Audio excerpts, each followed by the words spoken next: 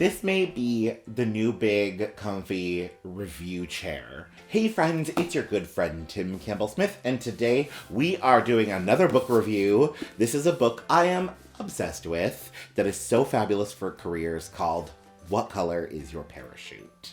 Spoiler alert, I absolutely highly recommend this book, and I have some tips for how to read it, how to do it if you gotta do it in a rush, how to do it if you wanna go deep into it and really work your way through. Before we go too far, make sure you like and subscribe for all things mental health, business, career, and life. Okay, so the book starts by just getting you to understand the basic premise of what is a job, what is a career, how do we find jobs, how do we find careers, and just some general commentary on what does meaningful work mean, and what might be part of the process of finding meaningful work and meaningful career. The whole book, and I've got it bookmarked here, the whole book comes down to this thing called the flower exercise. So the flower exercise, you do this on one piece of paper, they suggest. I ended up doing the whole thing in a notebook. Like, it took me a notebook to work my way through. You work through 7 different parts. There's 7 petals to the flower. And this helps you figure out what are the parts of career that you want and need and appreciate, and gets you to think really deeply. This is something I love about this book, is it gets you to think deeply in really creative ways, but it's as deep as you want it to be. So the first time I did this, that I worked through this book, I did it in a rush. The second time I did it really deeply. So the 7 parts of the flower, what they get you to work through, throughout arguably the entire book. I'm just able to point to like one part of the book where you can see the flower. Here's the 7 parts. It gets you to explore my preferred kinds of people to work with. Who do you want to work with? Who don't you want to work with? 2, my favorite working conditions. 3, what I can do and love to do. And it gets you to focus on transferable skills. Side note, I found this section really difficult to think about what are skill sets that I have that can be used in other places. Maybe it was just me. Let me know. Number 4 is my favorite knowledge or fields of interest. I loved this because it really got you to think about, what do you love to talk about? What do you love to think about?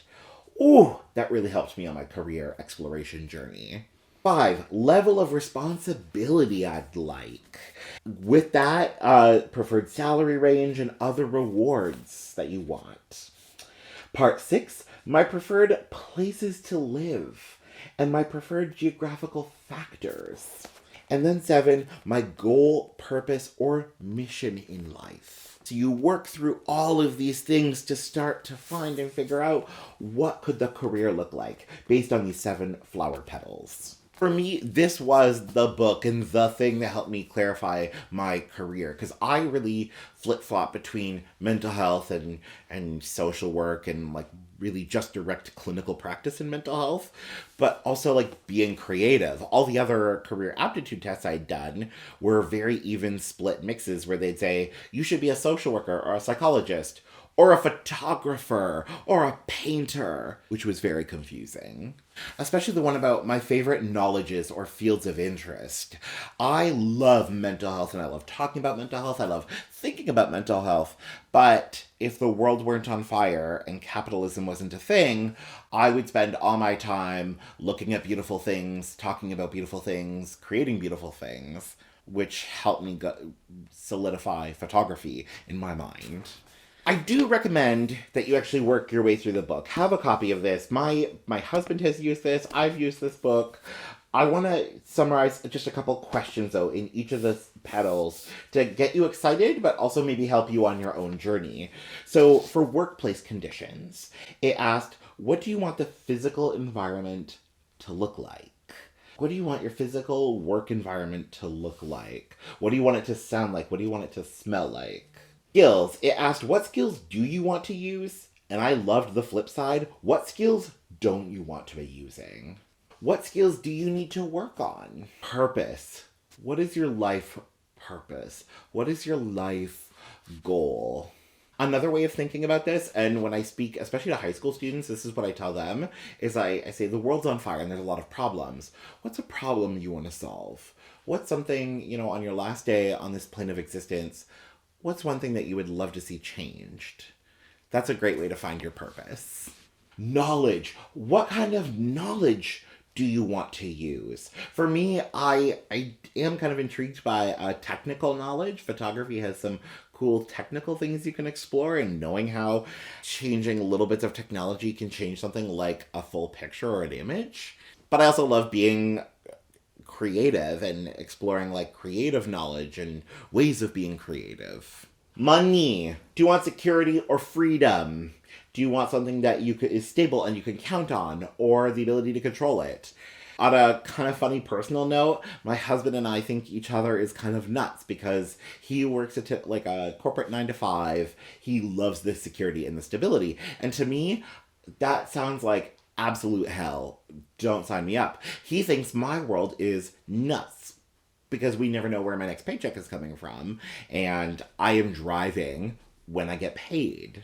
So it's a totally individual preference. You decide, what kind of relationship do you want to money? Location. Where in the world do you want to work? Where in the world do you want to be? So I think this also involves like, if you want to be traveling, if you want to be nomadic, if you want flexibility, or do you want stability? Do you want a consistent place to go to? And then what do you want that place to look like? I realized in a funny kind of personal reflection, I'm like, wherever I work, I need big windows. I need lots of natural light. And originally when I was thinking about like social work and mental health, I was like, I'm going to be in one tiny office with like maybe one window. Or I could work in a studio and have like gigantic windows. So that's the kind of stuff you think of with location. Compatibility with people. What kind of people do you work well with? What kind of people don't you work well with? Do you want to be able to control and influence who you work with? Or do you just want to work with whoever walks in the door? Here's why I love this book so much and why I want to recommend it. First, it's as deep as you want it to be. It can be extremely deep without being taxing and hard. Second, the book considers so many different perspectives. A lot of other career like aptitude tests I've done and things I've learned tend to take like one focus on things. This book considers career from so many different perspectives that I love. The book has a lot of questions that you can answer or you cannot answer. That's a beautiful book. You decide what you answer and what you don't. But all the questions are there. There's a lot of questions there that you can work your way through. And it could be done quickly over a long period of time. First time I did it, again, I did it very quickly. Second time I did it, I spent a long period of time. I think when my husband worked through it, he worked through it kind of quickly and did it pretty quickly and whatever he wanted, and that seemed to help. So, and then when you actually read this book and when you work through it, my first tip, have a notebook. I had a notebook, highly recommend. Take notes.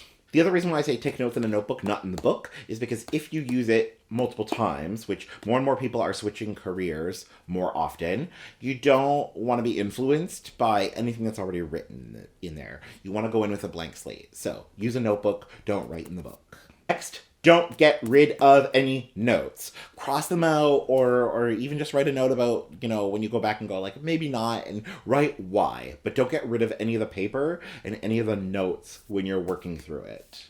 Do try to work on it over time. Don't try to do it in one sitting. And finally, be open to anything you may discover about yourself. I definitely had a couple moments when I was working through it and I really sat and I thought about it. And I was very surprised by what I discovered about myself. And I had to be honest about it. So be honest with yourself and be open to what you may discover about yourself when exploring your career. Overall, What Color is Your Parachute? One of, if not my favorite career exploration books, I highly recommend. I recommend it because it's deep and it's thorough without being taxing, and it's kind of like a build your own adventure. You decide how you do it, how quickly or you do it, or how long you take to do it. It's smart, it's deep, it's fun. Comment and let me know if you've read it or what's piquing your interest with this book. As always, make sure to like and subscribe for all things career, business, mental health, and photography. Otherwise, we'll chat soon. Bye for now.